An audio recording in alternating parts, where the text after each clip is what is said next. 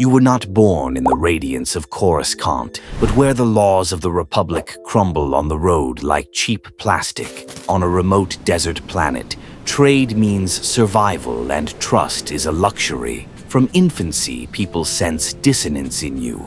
Animals shy away, children obey too easily, adults avoid your gaze. When a tall warrior in travel armor and skin markings appears at the door, your parents understand. A bargain has arrived. Lord Rivek speaks of talent and destiny, of Korriban, where you will learn to master yourself. A heavy pile of credits drops onto the table. No embraces are given to you. You leave. Korriban is no school, but a factory of character. You are thrown into a tomb with 3 Shiraks to see which speaks louder in you, fear or will. You come out alive and learn the first rule. Emotions are fuel.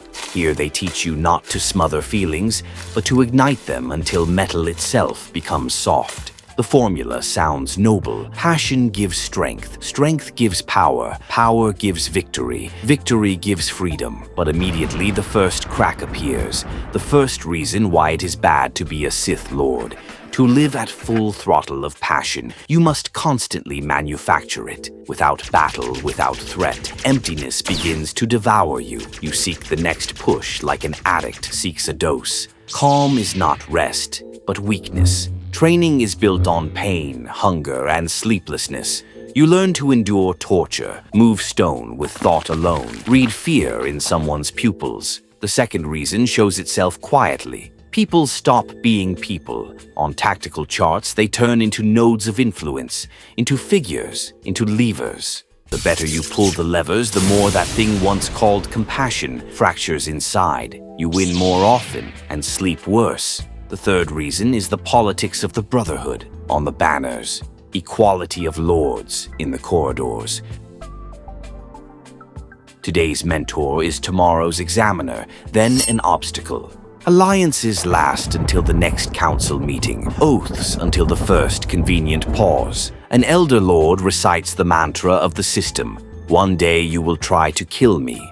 If you succeed, you are worthy. If not, then you never were. To hold on, strength alone is not enough. Constant vigilance is needed, and it sharpens the mind sharper than any blade. The fourth reason, the wear of body and nerves. They teach you to mute pain by will, to shove exhaustion into a silent corner. It works in battle and avenges itself in silence. Trembling fingers, thoughts spiraling, sleep shattered into ragged strips. The Force grants a credit up front and reclaims interest later without warning. Still, you rise. On Balmora, you face your first Jedi, a young Mirialan. Her movements are softer than your rage, and therefore more dangerous. You prevail and see her leave without hatred, with acceptance. Inside, an unfamiliar mechanism clicks. Victory brings no taste, only emptiness demanding the next victory. This is the fifth reason. Sith power cannot be satisfied.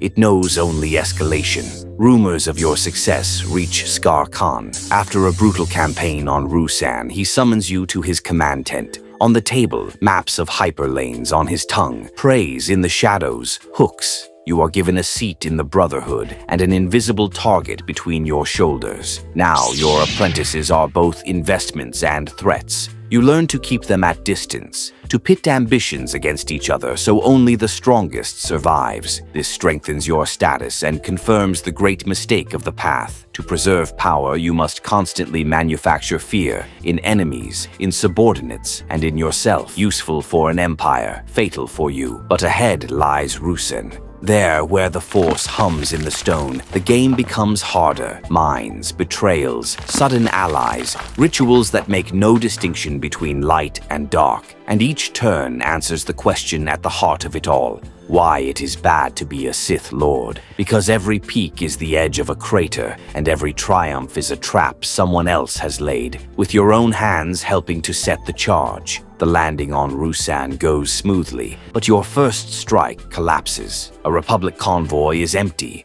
a fuel depot, a decoy. On mines by the pass, you find your own codes. Someone among yours sold them. In headquarters, by accident, fragments of your plan disappear. In the Brotherhood, there is always someone holding the second copy of the knife. At night in the mushroom forest, 3 come for you. Short blades, precise steps, the complete silence of the Force. Assassins trained for lords. The fight is dirty, fast, you survive, but a vibro knife scratches your ribs with poison. In the Elder's pocket, you find Kopex's seal and a transmitter tuned to the Council's channel. Had you died, by dawn, evidence of your treason would have lain on the table.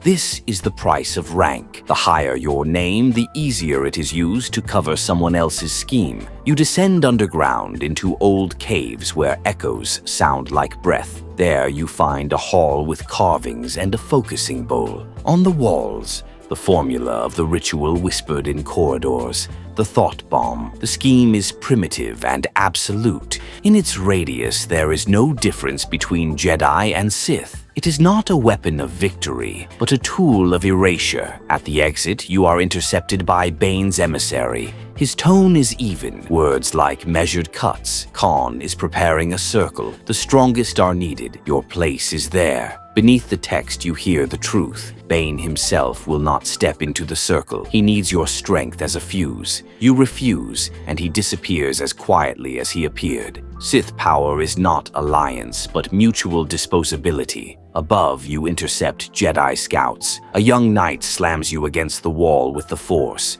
You throw your blade to his feet and say bluntly, "If the ritual is not stopped, all will die." He hesitates for a moment and believes. Together, you rush toward the center of the caves. On the way, you are intercepted by a lord of your own ranks. Blades clash. You lose the tempo, but a green beam pierces his chest. The knight saves your life. It is not about friendship. It is about the shared mathematics of survival. You are too late. The Brotherhood circle is already closed, the air bending like glass. The explosion is not of light, but inward. Silence, pressure, the feeling as if someone is ripping out pieces of you along with your bones. Bodies vanish. Minds remain. The roar of hundreds of voices merges into an endless choir, and in this static eternity, a clear conclusion ignites. A path where power is gained by turning people and passions into tools inevitably ends with a device that turns you into a tool yourself. You built mechanisms and became one. Bane remains outside.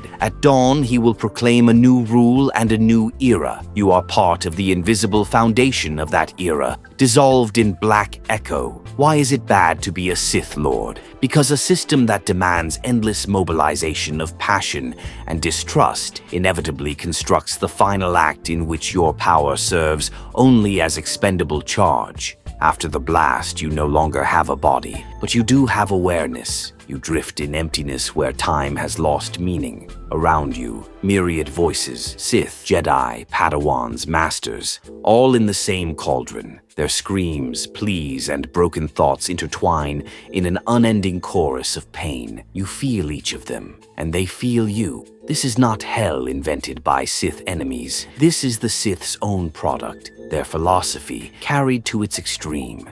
You remember the years in the academy. They taught you that passion brings freedom, that pain forges strength. But the truth is, passion never gave you freedom. It bound you with chains of hatred. Pain never made you stronger. It turned you into something even your allies feared.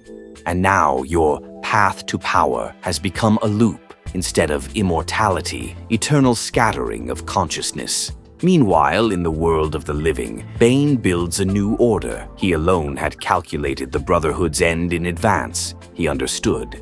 Where there are many lords, there will be no order, only endless decay. And he left behind the rule of 2. But even in that lies a curse. For the apprentice will always become the enemy, and the master will always know his death is inevitable. The Sith system knows no friendship, no trust, no peace.